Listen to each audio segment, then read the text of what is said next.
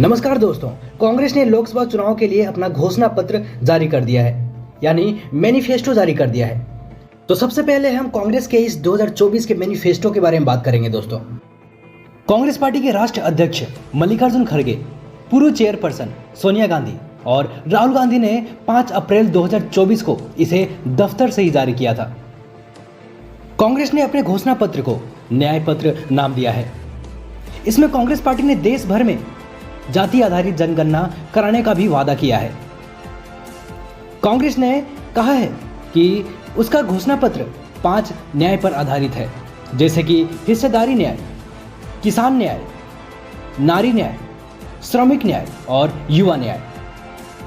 कांग्रेस ने युवा न्याय के तहत जिन 5 गारंटीज की बात की है, मैं कुछ बातें आपके सामने रखना चाहता हूं। खासकर युवा न्याय के तहत हर शिक्षित युवा की पहली नौकरी अप्रेंटिसशिप के साथ पक्की हो जाए। उनमें 30 लाख सरकारी नौकरियां देने और युवाओं को 1 साल के लिए 1 लाख रुपए देने का वादा शामिल है। वहीं कांग्रेस अध्यक्ष मल्लिकार्जुन खड़गे ने न्याय पत्र की जानकारी देते हुए कहा कि 2024 में अगर केंद्र में हमारी सरकार बनती है तो सरकार गरीब परिवार की महिलाओं को हर साल 1 लाख रुपए की सहायता देगी। नारी न्याय के तहत गरीब परिवार की महिला को सालाना 1 लाख की मदद देंगे। इसके अलावा किसानों की कर्ज माफी का भी उन्होंने वादा किया।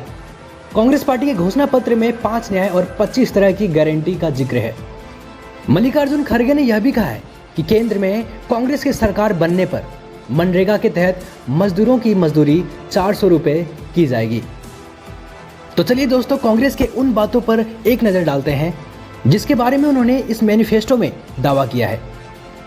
आर्थिक रूप से कमजोर वर्ग के लिए नौकरियां शैक्षणिक संस्थानों में 10% कोटा बिना किसी भेदभाव के सभी जातियों समुदायों के लिए लागू किया जाएगा। अनुसूचित जनजाति और अन्य पिछड़े वर्ग के लिए आरक्षण की सीमा 50% से बढ़ाने के लिए संवैधानिक संशोधन पारित करेगी। कांग्रेस देशव्यापी सामाजिक, आर्थिक और जाति जनगणना कराएगी। स्वास्थ्य देखभाल के लिए 25 लाख रुपए तक के कैशलेस बीमा का राजस्थान मॉडल अपनाया जाएगा। किसान न्याय के तहत न्यूनतम समर्थन मूल्य को कानूनी दर्जा दी जाएगी। कर्ज माफी आयोग का गठन किया जाएगा। साथ ही जीएसटी मुक्त खेती का वादा किया है।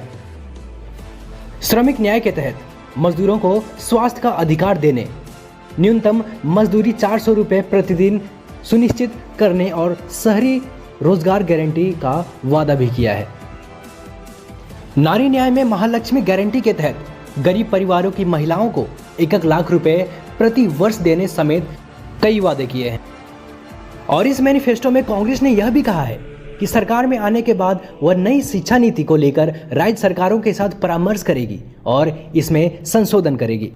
पिछले 10 वर्षों में हुए भ्रष्टाचार के मामलों की जांच कराई जाएगी।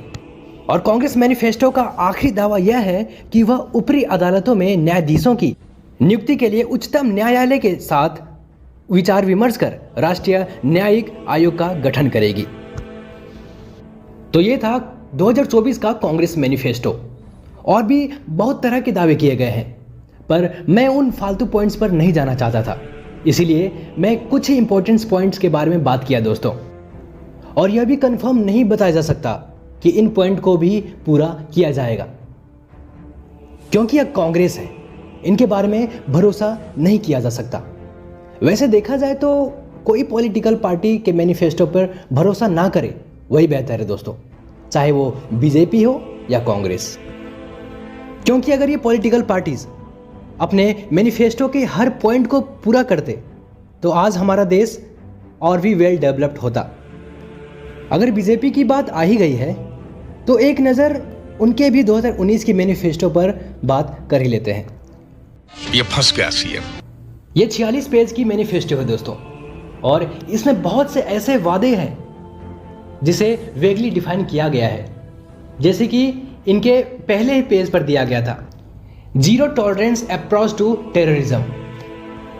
पता नहीं ये कौन से जीरो टॉलरेंस की बात कर रहे हैं। इतने तो अटैक्स हुए हैं हमारे देश में, इतने जवान शहीद हुए, और भी इसमें कुछ एग्जैक्टली नहीं बताया गया है। तो ये जो हवा हवा में बात कर रखी है इन्होंने, इन सबों को मैं इग्नोर करना चाहूँगा दोस्तों।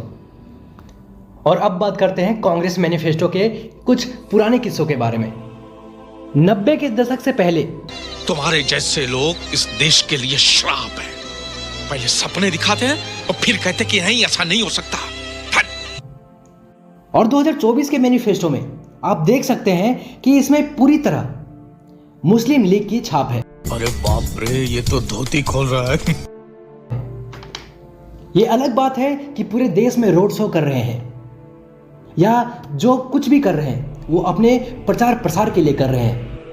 आप लोग इस वीडियो के कमेंट में जरूर बताइएगा दोस्तों कि ये लोग जिस प्रकार से संविधान की धज्जियां उड़ा रहे हैं, जिस प्रकार से ये लोग हमारे बाबा साहेब अंबेडकर को अपमानित कर रहे हैं, क्या ये अच्छी बात है? तो चलिए दोस्तों, आज के लिए इतना ही। फिर मिलेंगे अगले वीडियो में। अगर यह वीडियो आपको अच्छा लगा हो तो हमारे चैनल को सब्सक्राइब कर बेल नोटिफिकेशन को ऑन कर लें ताकि हमारा हर अपडेट आप तक पहुंचती रहे।